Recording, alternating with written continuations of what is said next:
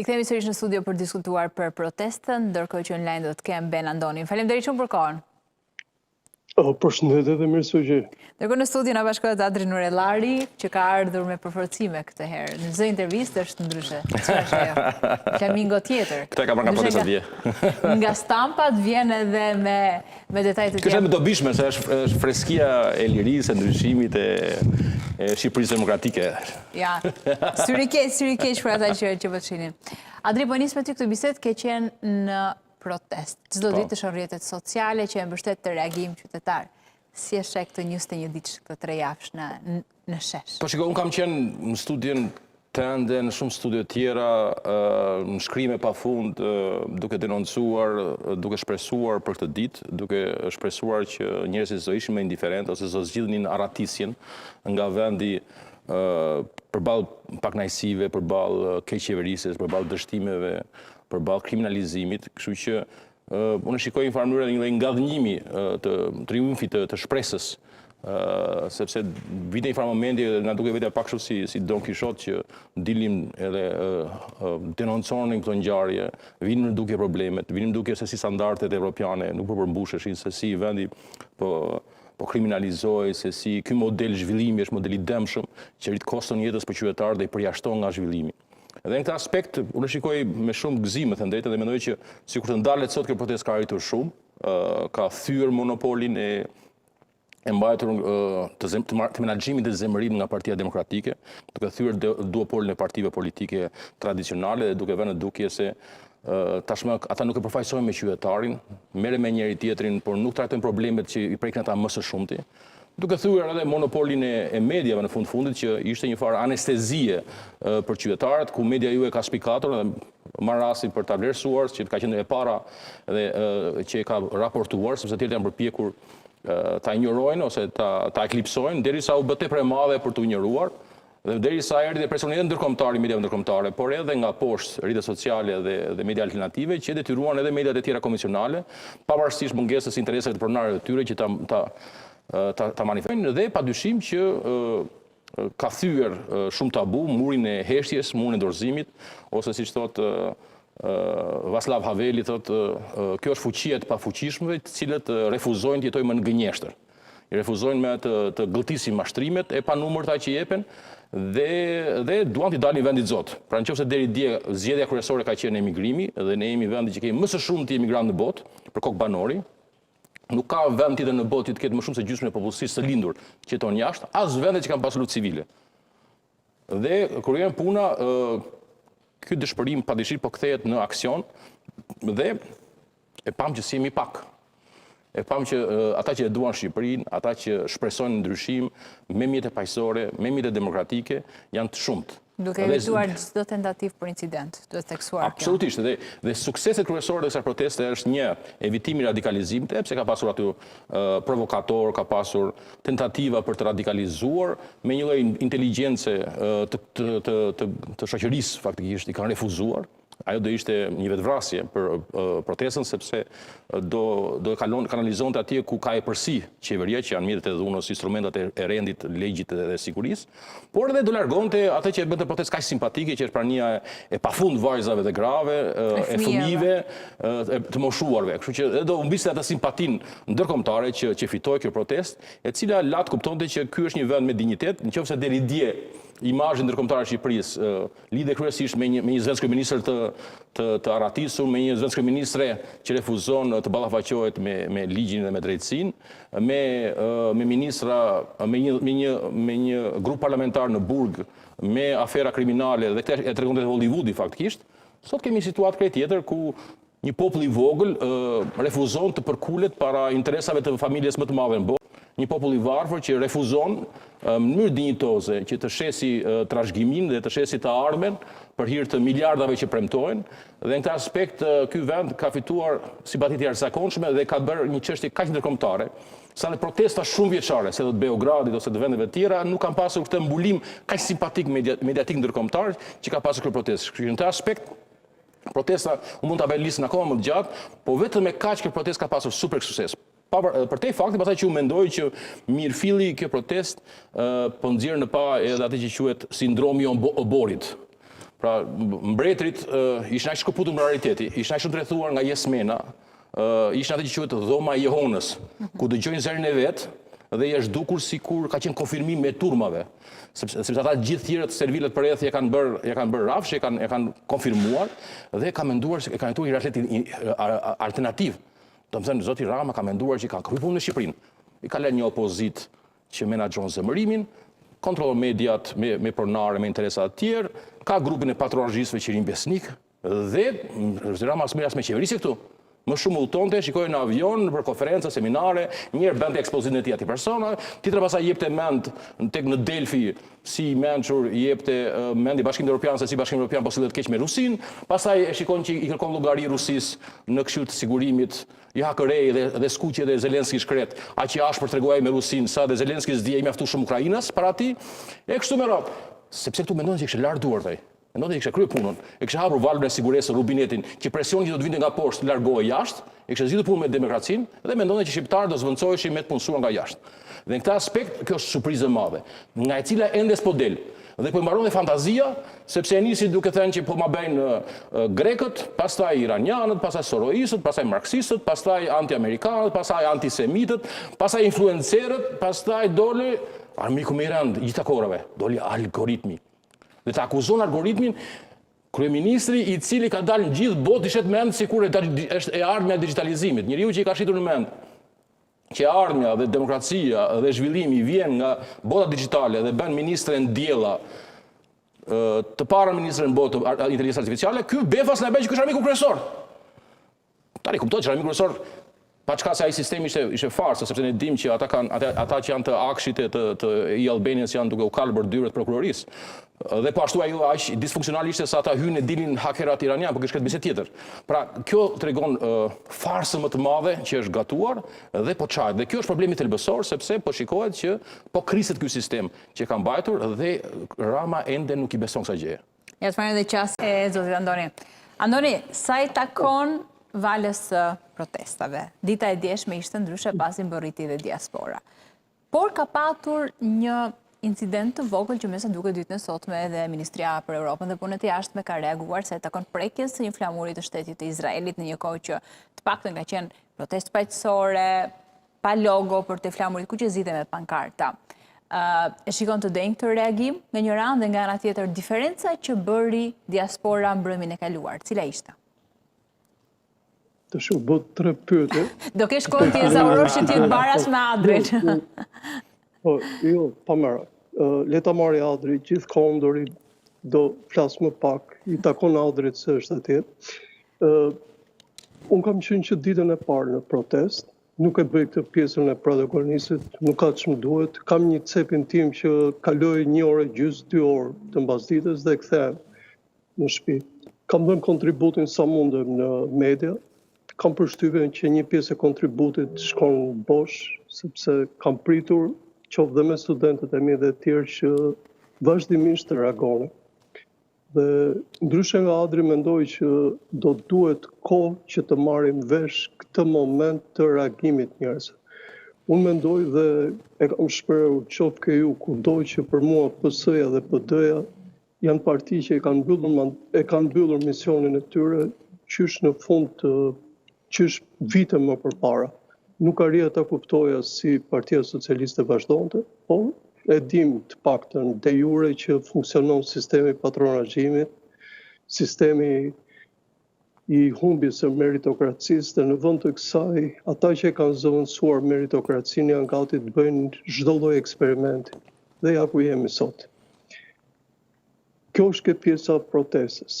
E përqej jashtëzakonisht entuziazmin, e kundroj shumë, shikoj gabime që flasin, por tek e fundit këtë turma nuk mund të presësh që t'jenë gjithë filozof. Por ajo që i bashkon dhe që më duket e pastër, e kthjellët, është ajo pjesë që i bashkon shpirtrat e shqiptarëve realisht për një Shqipëri ndryshe. Unë nuk jam për Shqipërinë e re. Shqipëria e re është, më kujton, unë jam shumë i madh se ju të dy, domethënë, më kujton fillimin e viteve, e mes viteve 40, janë vitet që Shqipërinë e kanalizuan drejt eksperimenteve që e dim se si përfunduan. Po jam për Shqipërinë normale. Akoma më ka ngelur në mend një artikull që ka bërë një njeri që erdhi nga regjimi dhe ishte i pari i cili thyu të paktën nga ana, të themi, intelektuale në publicistik mendimin e kohës. Ishte profesor Ylli Popa, madje dhe duke përdorur argument të komunizmit dhe foli për të kapim kohën e humbur.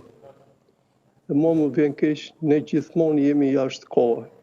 Dhe prandaj dhe në këtë protest, ajo që më mban, domethënë që nuk e kam shumë entuziazmin e Adrit, por në shpirt e kam, sepse të shikosh që është një Shqipëri ndryshe, vërtet është gjë e mirë.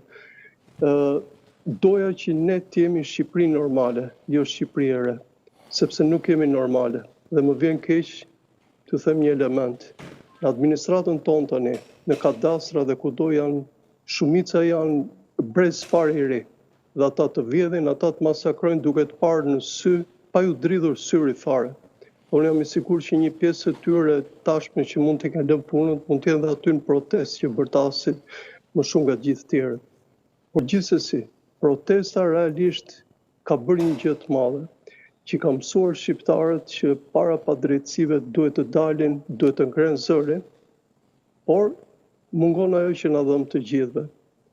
E para, që ligji i cili lidhet me referendumet, sot duhet të ishte amenduar, por ne dim që dy partitë kryesore bëjnë cirk në parlament, dhe shqiptarët ta ushtronin demokracinë e tyre nga poshtë. Është demokracia reale, është demokracia e vërtet dhe është demokracia e cila e formon grupin e njerëzve, ose formon grupe të ndryshme njerëzish, të cilët përballin demokracinë dhe në një farë mënyrë ndihmojnë edhe ideologjitë ku përkasin.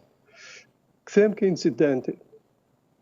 Në gjatë ditëve të ndryshme, më besoni ka incidente nga më të voglat minore që nuk shikohen, për shembull si gazetar, kam mbi 30 vjet gazetar, arriti shikoj ose tentativat nga individ të ndryshëm që duan të bëjnë incidente. Qof nga ofendimet, qof nga prekjet, qof nga kështu, por duket që masa atje është e bindur për një qëllim të madh. Dhe qëllimi i madh është që kjo status quo duhet marrë fund. E vetmja gjë është se si kjo energji në të ardhmen do arrit kanalizohet. Në mendimin tim kam një ide, objektivi më i afërt jam munduar ta shpreh, domethënë janë zgjedhjet lokale. Dhe duhet bërë çmos që gjithë kjo energji të paktën të mos humbiste. Por koha do të tregoj shumë gjë. Për sa i përket tani direkt incidentit me flamurin e Izraelit, arrit kuptoj diçka. Më thot dikush atje, po për etik nuk po e përmend emrin, që pretendon që është një nga organizatorët, media po sillet shumë keq nga ne. Jo, i thash, nuk është e vërtet. Dhe këtu ndaj diçka me Andin. Çfarë do që të themi për media, ditën e parë nuk ka pasur fare dhe ka pas shumë pak njerëz. Unë personalisht nuk besoja se si ditën e 2 dhe ditën e 3 janë mbledhaj shumë njerëz. Dhe unë personalisht ditën e parë kam ardhur kot fare. Kam kaluar rastësisht aty dhe ngela për të parë, për të dëgjuar. Por organizatori u bënte përshtypje që media zakonisht kap personazhe të veçantë dhe kishin kapur një vajzë të mbuluar. Por unë pash dhe shumë vajza të mbuluara të cilat jo vetëm në pjesën e dukjes si jashtme, por në pjesën e make-upit ose gjëra të tjera kishin bërë një gërshetim të islamit me element shumë simpatik të protestës. Dhe kjo i jep shumë frym të bukur protestës. Këtu Andi ka shumë të drejtë dhe më ka pëlqyer shumë diçka që ka thënë para disa ditëve ku kemi qenë bashkë në emision. Realisht këto protesta e kanë ribranduar Shqipërinë. Juve prapo e themini të mbani mend Shqipërinë e vitit 90 friksoheshe nga fytyrat tona kur na nxirnin imazhet e mediave kryesore të botës. Të merroheshin nga imazhet tona në vitin 97-98. Nuk po flas për luftën e Kosovës, se ata dëgjorët vinin nga një persekutim dhe nga mania në çdo moment që mund të vriteshin, mund të masakroheshin. Dhe kështu me radhë, gjithmonë na kanë treguar të shëmtuar, të kështu. Dhe këtë pyetje dikur ja kanë bërë dhe Xhani Amelios. Xhani Amelio, ju e dini, është regjisor shumë i famshëm, i cili këtu në Shqipëri u përfol shumë për filmin L'America. Pse i kishte shqiptarët aq të shëmtuar? Jo, tha, nuk është e vërtetë. po ta keni parë në momentin kur shqiptarët kalojnë detin dhe kur bie drita mbi ta, ato janë fytyra shumë gjenuine, shumë fytyra njerëzore, pa make-up, po fytyra të jashtëzakonshme që shprehin forcë. Në protest, tani, shqiptarët jo vetëm janë të bukur, shqiptarët janë sigur i ke mbledhur, nuk e di, sigur ka bërë ndonjë, të themi, ndonjë thirrje ka fajin algoritmi. I ka mbledh Ka fajin algoritmi. Algoritmi, bravo. Dhe ka të drejtë dhe andi aty që ka marrë atë simbolikën, janë aq të bukura simbolikat. Ka dhe shumë naivitete, po disa janë aq të bukura, aq të veçanta. Dhe unë kam një ide që Rama më shumë është xheloz që nuk arrin dot zgjuarsinë dhe nivelin e protestuesve. Rama ka ngel mbas nga koha dhe Ramës nuk ka kusht t'i flasi sepse ai ka gatuar këtë enturazh që ka rreth vetes. Dëgjova disa episode se isha në Prishtinë në fakt, dëgjova ca episode të mbledhjes dje, nuk mund të flasësh njerëzve të tuash në momentet që janë momentet më të vështira të drejtimit tonë. Dhe në këtë sens jam që kur është thyer kuota gjinore, unë vërtet jam për pjesëmarrje të madhe të femrave. Nuk mund të fusësh ka të drejtë prapa andi këtu kur thotë jesmena dhe jesmene. Kam frikë tashmë jesmenet janë shtuar pafund.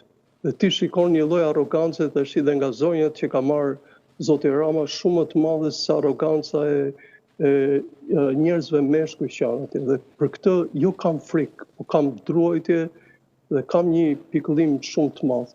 Koha e njerëzve si unë tash i dal nga dal po mbaron sepse vjen mosha dhe gjitha, po më kuptoni, është trishtim për ata njerëz që janë aty të drejtohen prapë nga këta njerëz. Më falni për kohën. Jo, në absolut. Megjithëse po përmendje faktin e pranisë së femrave në Partinë Socialiste.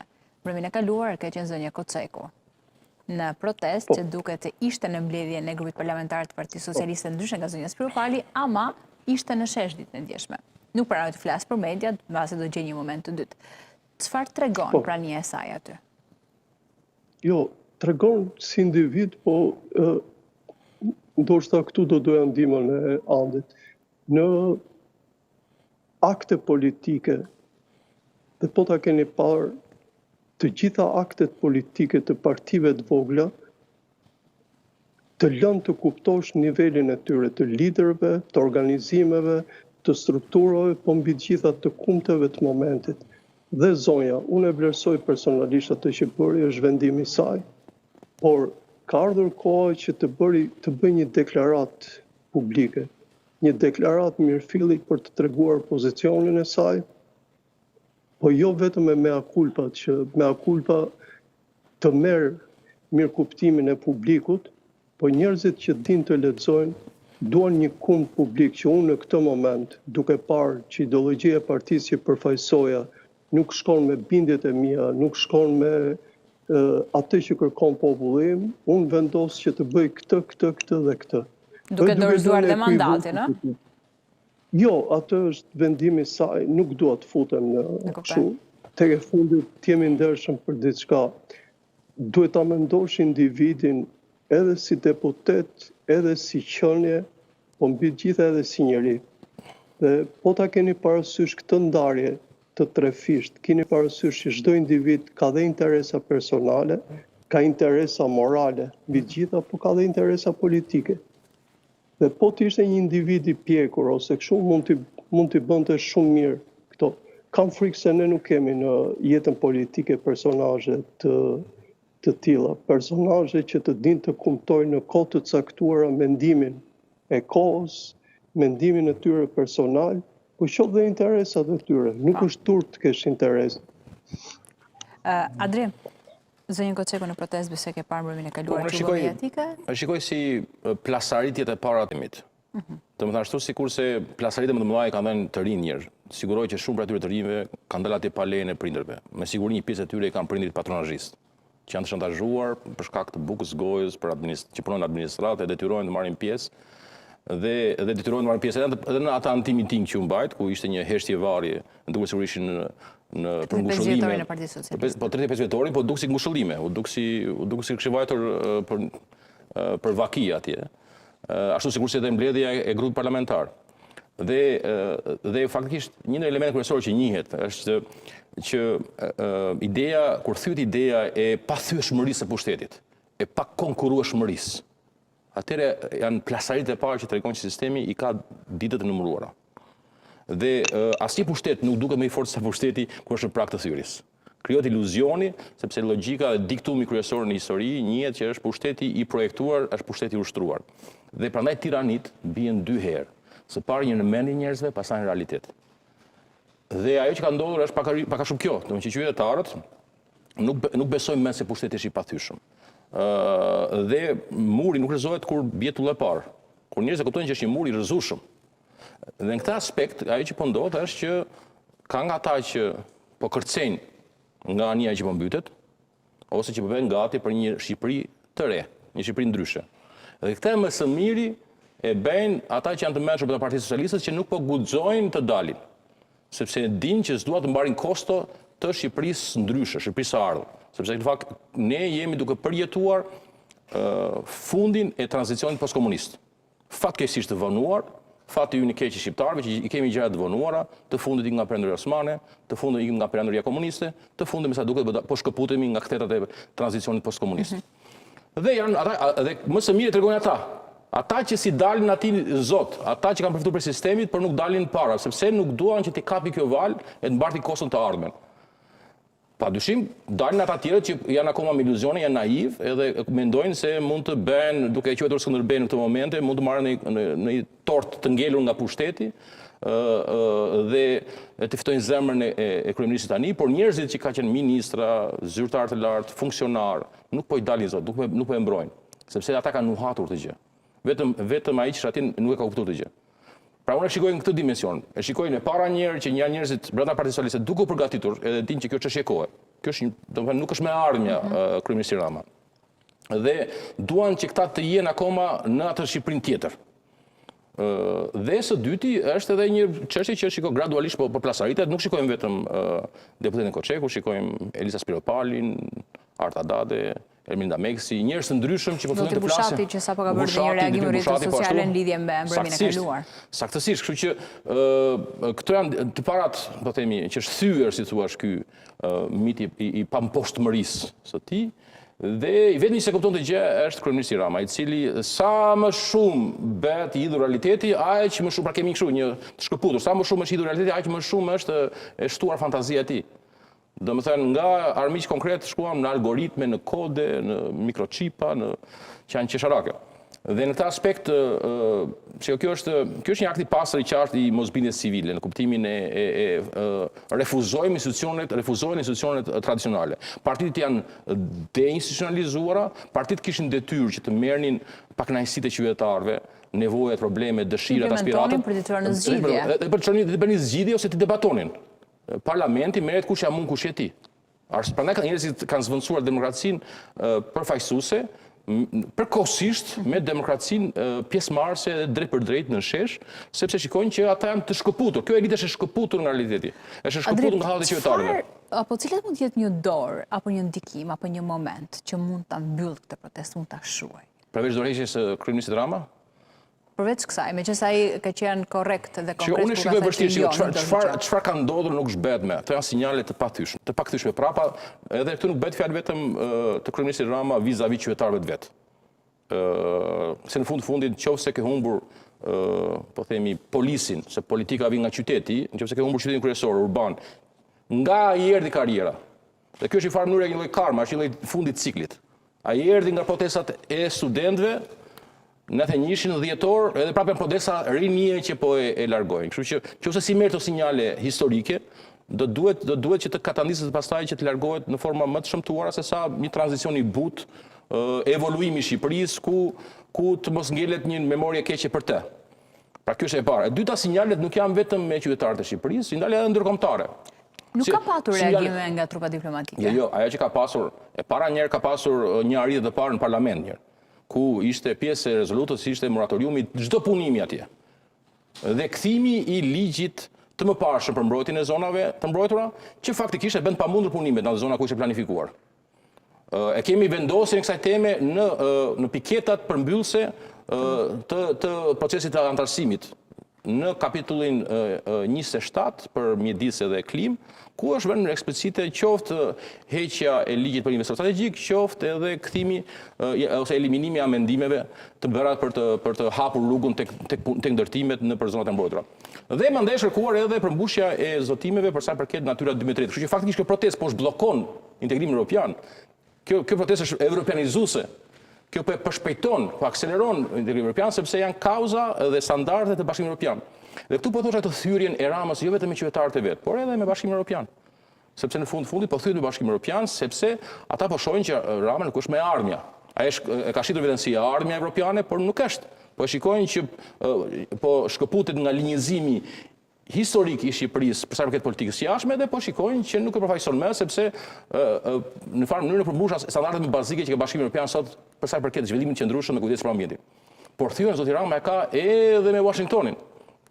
Dhe në farë mënyrë zoti Rama ka hyrë në këtë lojë, si thon, për të vënë vetulla dhe për nxjerr syt, sepse ka hyrë në këtë lojë për të pasur më shumë akses në shtëpi të bardhë, por faktikisht po përfundon një lloj gati bare ose dëmi me shtëpinë e bardhë, sepse së pari një herë shtëpinë e bardhë ka bërë strumbular të vëmendjes ndërkombëtare anë mban globit, pra nga favor që po i bëj që ta bënte aksioner ose ta bënte pjesë në një projekt në Shqipëri, tashmë po bëhet barë elektorale për zgjedhjet e midtermit në nëntor, sepse kjo temë, kjo çështje është gumërzhin dhe padyshim që kundërshtarët do ta shfrytëzojnë për fushat elektorale. Së dyti, sepse me hetimet e SPAK-ut dhe lajmet që po dalin për njerëzit e implikuar, hedhin erë edhe gjithë, si thua, vizionin ose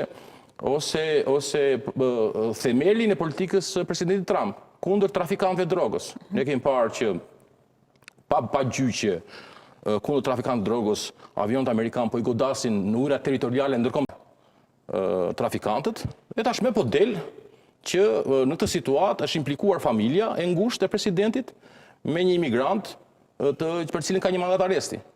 Kështu që në këtë aspekt, futja e familjes implikimi, qoftë në qendër vëmendjes mediave ndërkombëtare, duke dëmtuar reputacionin, imazhin, pozicionin, dhe qoftë implikimi me një çështje të brendshme shumë të rëndësishme që është lufta kundër trafikantëve dhe implikimi i imigrantëve me to, ka për pasur kosto, dhe kjo është kosto e përsëritur, sepse kujtoj tu që zoti Rama me Amerikën i ka hesapet e të pambyllura. Kujtoj tu çështjen Bilal Sheu, ku me një ushkel ligji amerikan dhe u dërguan $80,000 që zoti Rama të kishte një fotografi me Obamën, ajo çështje u hetua, njerëzit u dënuan, por për shkak edhe të arsye diplomatike u mbyll syt ndaj kryeministit Rama. Kemi çështjen me Gonigal, që është përtheu në 2023, ku zoti Rama ishte përmendur në akuzë, si një ndër njerëzit që ishe bashkëpunuar për të rekrutuar një ndër njerëzit kryesor të kundër zbulimit amerikan për ta përdorur për presion ose për ndikim, për presion kundër liderit e opozitës së Shqipërisë ose për ndikim. Pra kjo është e përsëritur. Unë e shikoj që është vështirë e riparueshme kjo gjë. Pra zoti Rama ka vështirë të riparojë marrëdhëniet me shqiptarët, por edhe me Bashkimin Evropian, por edhe me Shtetet Bashkuara të Amerikës dhe me administratën Trump. Andoni, në pak ditë do të kemi në Tiranë edhe ambasadorin e ri të Shteteve të Bashkuara, Erik Wendt. Sa mund të ndikojë ardhja e tij së pari dhe në një moment të dytë, në këtë valë protestash, me këtë mbulim të mediave ndërkombëtare që edhe ju edhe Adri me të drejtë përmendni, të ketë reagime nga ndërkombëtarët. Sa mund të ndikojnë situatën e brendshme ku ne ndodhemi aktualisht? E para duhet shikojmë qëndrimin e ambasadorit amerikan që do vinë në Shqipëri. Janë 3 ose 4 për tyre syresh që kanë pasur implikime direkte në situatën tonë. Ka qenë ambasadori parë që ka ardhur mbas viteve 90, pastaj ka qenë ambasadoresha e vitit që korrespondoi me vitin 97, pastaj zonja Kim, diçka më pak zoti Donald Lu, po dhe ai pati ndikim shumë të madh. Por 2 ndikimet e fundit kanë qenë ndikime shumë pro-socialiste, kurse ndikimi i parë ka qenë ndikim gati jashtë çdo protokolli pro-Partisë Demokratike. Në këtë sens, uroja që ambasadori amerikan që të vinë në Shqipëri të jetë sa më i barazlarguar nga politika, e para se politika shqiptare të bën pis, por e dyta, çka është më e rëndësishme, të di të përçojë, sidomos ju e dini që Departamenti i Shtetit përgatit një raport për çdo vit, të di ta përçojë sa më mirë mesazhin e Departamentit të Shtetit në vendin tonë. Prandaj do na duhen ditë që ta shikojmë këtë qendrim. Mund të jetë thjesht një burokrat i ftohtë, dhe edhe unë mendoj pak a shumë që zoti Rama, për shkak të brishtësisë së tij tashme, që është mirëfilli dobësi, para një fuqie siç është fuqia amerikane, që partnerët e vetit dojnë partnerë shumë të fortë, dhe kur them të fortë, kam në kokë personazhe të tillë si Pinochetin, Kili ose personazhe të tjerë, zoti Rama nuk është i përshtatshëm ndoshta për idetë e tyre. Në këtë sens personalisht do më duhet disa ditë të shikoj reagimet e ambasadorit amerikan ose disa javë, dhe pastaj realisht të gjykoj se çfarë pozicioni do mbaj. Por nga ana e autoritetit amerikane shikoj që zhgënjimi duhet të jetë i madh me zotin Rama. E para sepse të paktën projekte të tilla duhet ishin kopësitura nga autoritetet vendase për të filluar punën, dhe ata mos të humbisnin në gropa kaq të vogla, pa çka se investimi që përflitet është shumë i madh, por fuqia e Amerikës para 4 miliardëve është e jashtëzakonshme, domethënë nuk i bën përshtypje atë se atë 4 miliardë që ata harxojnë në pak orë bombardime që bëjnë ande dhe këtej. Në këtë sens po ju them që zoti Rama duhet mendojë shumë mirë të ardhmen e tij politike, por një lider i zgjuar, në mendimin tim, i lexon kohët. Dhe për këtë arsye duhen këshilltarët e mirë, po për këtë arsye duhen dhe leximet e mira. Leximet e mira të mësojnë që kur demokracia nga poshtë të tregon që ti nuk funksionon, pa çka që ai shikoj tani që ka dhe shumë njerëz që e mbështesin në sensin e mungesës artikulimit të disa prej protestuesve ose ideve filozofike të tyre ose kështu që nuk janë të përshtatshme, dhe kjo të bën të qeshësh se para turmës ti nuk mund të flasësh me terma filozofik. Këto janë fare të pamjaftueshme për të mbrojtur. Tashmë ai duhet filloj të kuptoj që Shqipërinë mos ta futin në ulli të këqija. Keni parasysh që për shkak të një konjunkture shumë të madhe ne jemi tashmë ne duhet të jemi brenda integrimeve, se kur është Ukraina me Moldavinë llogaritet Shqipërinë. Keni parasysh që është dhe Serbia një vend shumë problematik, edhe Serbia synon që brenda vitit 2030, që unë akoma nuk arrit të kuptoj si do e kalojnë kapitullin 35 që lidhet me Kosovën, po dhe atje ka optimizëm shumë të madh nga ana e zyrtarëve që do futen Bashkimin Evropian. Në këtë sens, njerëzit që duan vendin e tyre, njerëzit të cilët kanë respekt për veten e tyre, bëjnë tërheqje. Sa më shpejt ta bësh tërheqjen, aq më e mirë është. T'ju them një element. Dëgjova që është përmendur shumë shpesh rasti Ramiz Alis, domethënë. Edhe Ramiz Alia ka pasur momente që është tërhequr, pa çka që ai kishte kontroll të plotë të shtetit, dhe pa çka që ai psoi atë debaklin e madh që kur u fut në konkurim humbi nga një inxhinier që pothuajse nuk e njihnin fare në atë kohë Tiranë. E megjithatë ishin konjunkturat, ai bëri diçka, as bëri zë, u tërhoq, kuptohet që fjet Ramiz Alis, flitet që kanë qenë edhe më pas, por mënyra se si ndeti pasaj tregonte që një farë mënyre e kishte një lloj perceptimi për atë që përrethonte. Më vjen keq që brezat që erdhën mbas tij, brezat të rritur me libra shumë më të mirë se sa lexonte Ramiz Alia, unë nuk e di nivelin e vërtetë, pa çka se e njeh personalisht, kanë qasje të tilla, ne nuk e lexojnë një reagim të tillë të madh publik. Kam një perceptim tjetër që shikoj dhe më vjen trishtim shumë i madh, dhe këtë dua të theksoj, dhe madje kam bërë një apel para disa ditëve, që presidenti i vendit, megjithse e ka shumë të limituar brenda atij kuadrit ligjor në kushtetutën tonë, janë vetëm 2 nene ku flitet që ai mund të ketë një lidhje me këtë situatë. Po merre me të dytën që ai pyet institucione të ndryshme dhe merr informacione për punën e realiteteve të tilla. Do nuk e di çfarë institucionesh kemi në vend që nuk japin realisht informacion që kjo protest i ka kaluar pritshmëritë. Dhe para që është kryesorja, se unë nisa nga e dyta, është që presidenti është përfaqësuesi i unitetit të popullit. Duke qenë përfaqësuesi i unitetit të popullit, paktën publikisht kishte mundësi që ta thëriste kryeministrin e vendit dhe normalisht t'i kërkonte një lloj llogarie për të gjithë që po ndodhe, madje të kishte mundësinë të shkonte dhe të dëgjonte protestuesit.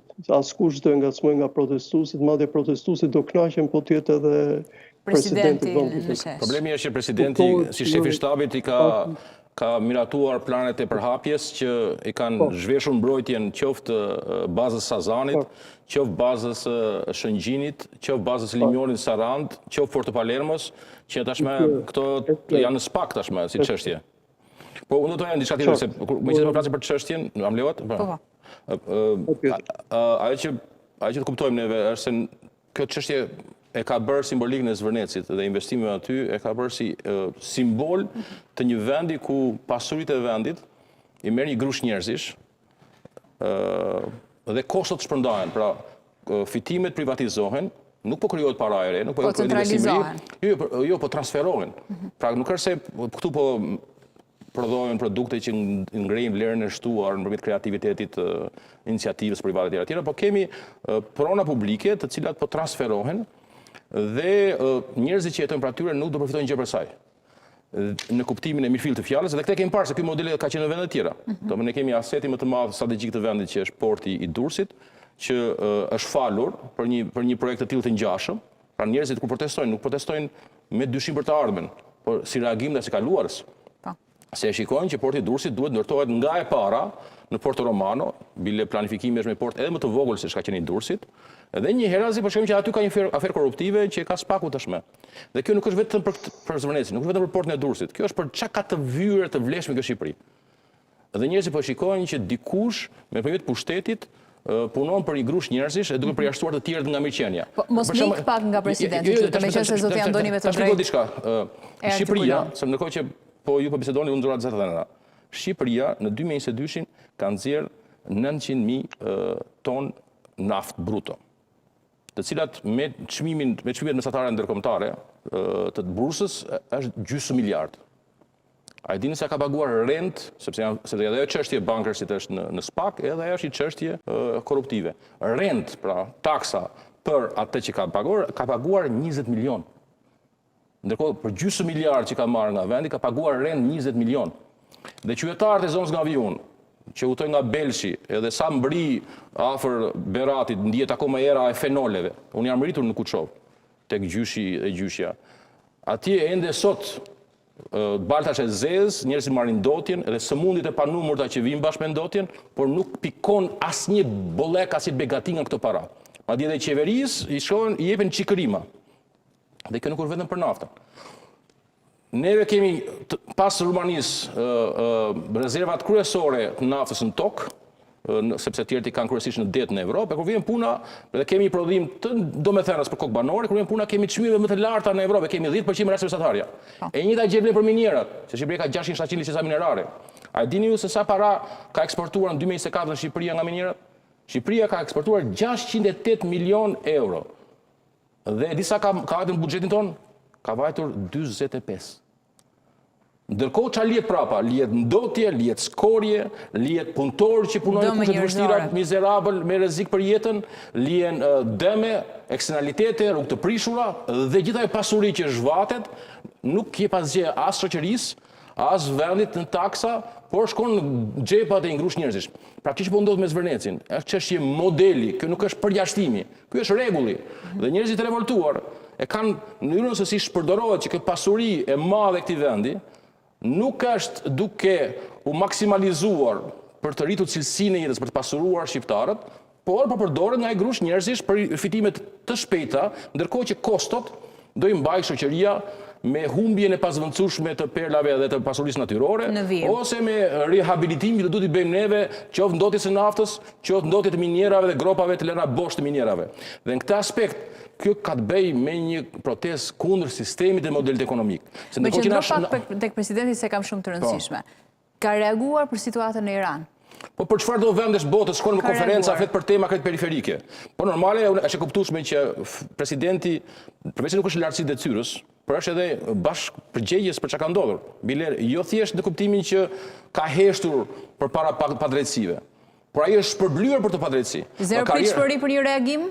Po karriera e tij lidhet me faktin që sy mbyllurazi ka firmosur në mënyrë të drejtë për drejtë heqjen nga asetet tona strategjike të bazave tona detare. Imagjino çfarë absurditeti. Pas luftës së Ukrainës, çdo vend i NATO-s është mobilizuar, ka rindërtuar, modernizuar, rihapur bazat e luftës së ftohtë ose zgjeruar të reja për shkak të kërcënimit të ri. Dhe këto janë obligimet tona, prandaj kemi rritur edhe buxhetin neve. Po, 5% të prodhimit brendshëm brut. Po pikërisht pra, edhe se kemi përmbushur. Por imagjino tani në kushte kur gjithë bëjnë të gjë, ne të tëra bazat i kemi me përjashtim të Bishpallës, që aty që shekojë se aty kam për të kafshuar, ne kemi Pasha Limanin, bazën kryesore, na e kanë kafshuar territorin pra për të bërë resorte. Porto Palermon e kanë hapur tashmë tani duke hequr nga plani prapjes. Sazanin po ashtu. Limjonin e Sarandës e kanë në SPAK, Shëngjin e kanë në SPAK. Imagjino, ato baza që do të ishin për siguri janë bërë baza për krimin. Sepse po del qartazi nga hetimet e SPAK-ut që këto projekte të mëdha janë financuar drejt për drejt nga trafikantë ndërkombëtar. Rasti i fundit flet për 50 ton kokainë të importuar nga Amerika Latine. Flet për qindra milion euro të qarkulluara. Pra, shikoj çfarë absurditeti, në Shqipëria në vend që të jetë kontribuese dhe të përdori bazat e sigurisë, bazat e ushtrisë për të kontribuar në mënyrë kolektive për mbrojtjen e përbashkët evropiane, po i përdor njëjtat baza tani për pasiguri, duke i dhënë ato si vende ku mund të si vend strehime pikërisht për parat që vijnë nga bota e erët, nga bota e trafiqeve. Dhe ky është absurditeti shumë i madh, faktikisht që ekspozon Shqipërinë edhe në sy të partnerëve ndërkombëtar dhe prishte tullumbacën e madhe imagjinare që kishte ndërtuar deri tani qeveria e sotshme. E qartë. Do më japësh edhe një qasje tjetër sa i takon Kosovës. Shumë akuza që mund të kenë ardhur aktivistëve të vendosjes në Tiranë për të protestuar dhe nga ana tjetër edhe deputet pra ligjvënës të Kosovës që marrin pjesë në këtë protestë e implikon më shumë e bën më shumë pjesë nëse këtë janë vërtetë. Nuk e di cili deputet ka dalë, por ajo që di edhe që është qesharake dhe se ka qarkulluar shumë dje ishte një video e para 3 javëve e tifozave të Kaçanikut, të Lepencit, të cilët më në fund u rikthyen në ligën e parë të kampionatit të Kosovës, që u përhap nga media afër qeverisë edhe nga figura afër qeverisë, u përhap si provë e akuzës që bëri kryeministri se Demek po vin nga Kosova dhe nga Tetova po hedhin gurën e po fshehin dorën. Pra, një rast klasik i fake newsit, i luftës hibride, i dezinformimit, i mashtrimit të opinionit publik, që është edhe shëmtuar, sepse në fundi kush do vi 4 orë nga Kaçaniku deri këtu në rimorko kamionit mes vapës, dhe dyta pastaj janë bashkëdhetar, bashkombasitar, ata janë hisedar, janë stakeholder, janë aksioner në të troje, njësoj si që jemi dhe ne tek ta. Dhe treta është banale sepse mjafton një Google search me kuptu pse është Lepenci aty, nuk është Laguna, nuk është Flamingo ose nuk është Narta, sepse Ama po nëse kjo është vërtet apo ndodh në vijim, çfarë implikon? Është një grup tifozash që po festojnë në fillim qershorit sepse fituan me hyrje në kampionat në ligën e parë të kampionatit. Si është pyetja? Nëse vinë vërtet vetëvendosjes, pra nëse këto teza edhe verifikohen më vonë. Janë të mirësearur kurso që vinë, kurso shqiptar që vjen, sepse kjo të gjitha mirësearur asnjë s'është pronar. Kështu që nëse ata vinë edhe ndjejnë këtë gjë. Shqipëri etnike, Bashkim Shqipëri-Kosovë, Albin Kurti kryeministër, se kam dëgjuar këtë gjë, por këto janë tentativa në kuadër të gjithë faqeve. Siç ishte ajo ideja e një flamuri izraelit që po griset, sikurse janë bërë gjithë fara akuza të tjera, sikurse kemi bullizimin personal të njerëzve të spikatur të cilët marrin pjesë në protestë, kjo është në formën e dëshpërimit. Dhe kjo është në formën e strucit që zhyt akoma më tej kokën në rrerë për të mos pranuar realitetin edhe për shmangur përgjegjësinë dhe llogaridhenjen. Andoni, Sa janë gjasat që të kemi një formacion politik në mënyrën se si po qaset protestuesi në shesh? Një rrymë të re, një fraksion të ri që mund të vinë nga ky grup që po proteston, që duhet thënë, më shumë se simpatizant, ata janë një pjesë e formuar e shoqërisë. Qartë, në momentet kur kalohet në grupime, kalon një stat tjetër. Kalon tjetër një stat mental, një stat organizimi dhe mbi gjitha një stat objektiv është qartë. Duke parë protestën, realisht arrit kuptoj që ka grupime të ndara që përpjekja më e madhe e tyre është për të mbajtur protestën e gjallë, sesa për të kaluar një informacion. Por për njerëzit që merren me, të themi, me mendimin politik, duket që Shqipëria ka nevojë për një forcë reale që në mendimin tim afrohet më shumë nga qendra. Duke ditur tash politikat e mjedisit dhe ne ju dini që kapitulli i mjedisit që korrespondon duhet kapitulli 27 është kapitulli më i vështirë dhe më me privacione për qeverinë tonë, po edhe për individin shqiptar. Mos harrojmë për shembull të dish nivelin ku janë grykderët e lumeve dhe ndotjet që ne shkaktojmë për Malin e Zi dhe për Kroacinë janë të paimagjinueshme. Atëherë arrin të kuptosh që kapitulli që lidhet me mjedisin është shumë i vështirë, po politikat e gjelbra vërtet është pak shumë moderne për Shqipërinë, po kur shikoj ata njerëz që janë atje, që janë aq të lartësuar, aq të pastër, aq të qartë, unë mendoj që ka ardhur koha për një forcë politike të qendrës. E dyta, ti shkërmoqit të dyja këto parti që erdhen nga mitra e Partisë Punës, dhe mbi gjitha një parti me ngjyra të reja. Më pëlqeu shumë ajo ngjyra që ka marrë zoti Nurellari në zyrën tuaj. Është një ngjyrë sepse ne jemi mësuar me ngjyrat e forta, ngjyrat e ashpra, kuqezi, që tek fundit përbëjnë identitetin tonë, simbolikën tonë. Por gjithsesi ka ardhur kohë edhe për ngjyra të tilla. Jetojmë tashmë në shekullin 21. Unë nuk them që të ndryshojmë flamurin, por mund të ndryshojmë diçka, qoftë në qëndrim, qoftë në element tjerë, dhe është koha për një forcë politike, po jo forcë politike të tipit LSI, që vërtet e bëri pjesën e Kingmaker, por një forcë politike realisht të mbledhi problematikat e njerëzve dhe mbi të gjitha formacione që përfaqësojnë grupime shoqërore me interesa të cilat i përkojnë kohës, qoftë neoliberale, qoftë neokonservatore dhe tjera. Më erdhi shumë mirë me shifrat që solli Adri, është e vërtetë, ajo është situata, po unë dua të shtoj edhe diçka. Mallkimi i një vendi është pasuria e tij. Dhe kjo është thënë nga zonja Thatcher, që është idhulli i të djathtëve. Dhe unë besoj, sa më shumë kalon koha, aq më shumë e besoj në vendin tonë. Mallkimi jonë është pasuritë, dhe mbi pasuritë e vendit tonë janë shkullur si çakej njerëz pa moral, pa politik, pa asgjë, që i bashkon vetëm përfitime dhe nuk kanë asnjë sens për të parë gjërat që ndodhin. Vetëm t'ju them një element, shumë vite më përpara, ndoshta 20 e ca vjet ose 25 vjet, me një zonjë, nuk po e përmend emrin, është kinast italiane, kemi bërë në Bulqis një dokumentar me fëmijët që punonin në pjesën e skorjeve të minierës. Nuk ju them dot çfarë tragjedi ishte të shikoje fëmijë që punonin atje, dhe kurse pasionarët të gjithë këtyre janë akoma në fuqi në Shqipëri. Dhe po ta dini si janë ndarë pasurit kene, sikur të bësh një portofol me emrat e tyre, do turproheshin. Më besoni, do turproheshin. Por s'dua ta mbyll me këtë sepse është kohë e bukur në sensin Unë kontakto me Benin që edhe mendoj që ka raste dhe ka skenare, për shembull Indignados, protestat e Indignados në Spanjë u kurorzuan me një parti quaj Podemos.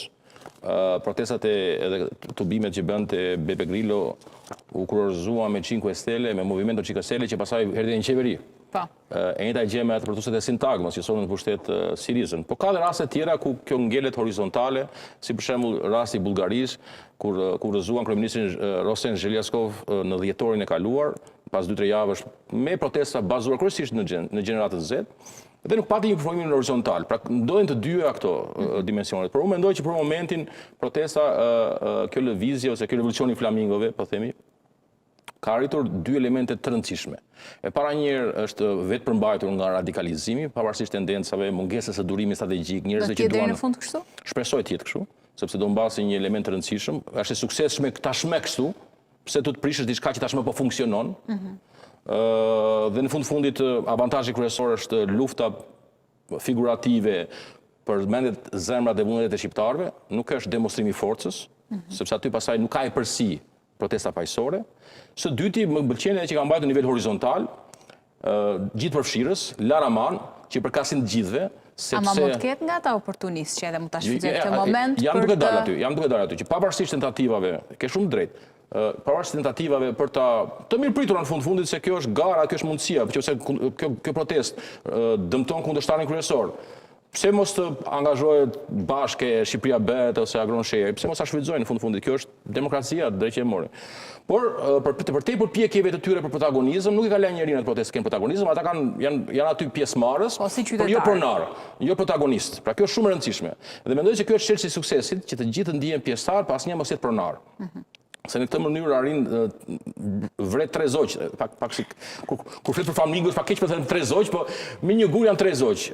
E para njerë duke mos e kthyer kauzën në karrierë, në konkurim, duke mbajtur presion ndaj sistemit, pa u bërë pjesë e sistemit, kjo ruan një epërsi morale të vazhdueshme që ja mundson që të shtrihet të zgjerohet në nivel horizontal dhe vertikal. Së dyti, duke qenë se është shumë laramane, edhe aty ka njerëz që përkasin, aty shikon edhe njerëz që janë situash hipi, super ndjeshëm me ambientalizmit që vishën cool, edhe ata që janë besimtar, patëm një murgesh që mori fjalën, shikojmë vajzat të mbuluara që marrin fjalën, shikojmë, pra është aq e larmishme, dhe aty Shqipëria në farë mënyrë, shumë ngjyrëshe, që do ta humbasë dimensionin nëse konturohet, me pasi diçka monolite. Dhe së treti, zogu i tretë që po jo flamingo e kësaj radhe, që goditet është pamundsohet qeverisë dhe mjeteve që qeveria ka për të kooptuar, shantazhuar, blerë, bërë për vete ose bërë presione individuale. E kemi parë tentativën, kemi parë kryeministrin që qoftë ka bullizuar duke imituar e përqeshur emra të përvetshëm që janë influencerë, qoftë duke vendosur fotografi në siluetë të disa individëve që kanë spikatur në protestë, qoftë edhe duke vendosur emrat përvetshëm, pra duke akuzuar për ndërtime pa leje, pra duke qenë kështu horizontale, nuk ka pasur ku ta mbuli shpatën, sepse rraqet gjithë përfshirshme, kështu këtë aspekt, kjo është e garanci. Madje për shembull në raste të ngjashme, protestat e Hong Kongut për shembull, ose mbani çadër që mos i kapni, mos i xhironi kamerat, ose mbani maska. Ma këto është e kundërta. Jo, pse e thash të gjë? E thash për treguar që nëse do kishte një grupim aty, do binen drejt për drejt në presion, sepse këtu bëhet fjalë për miliarda.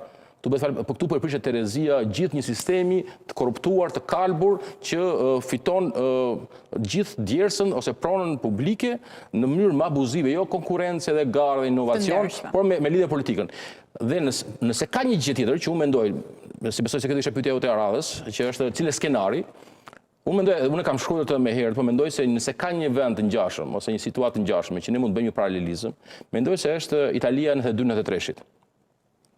Italia në 92-93, nga njëra anë aferat e mëdha dhe implikimet me mafian, siç kanë dalë tek neve.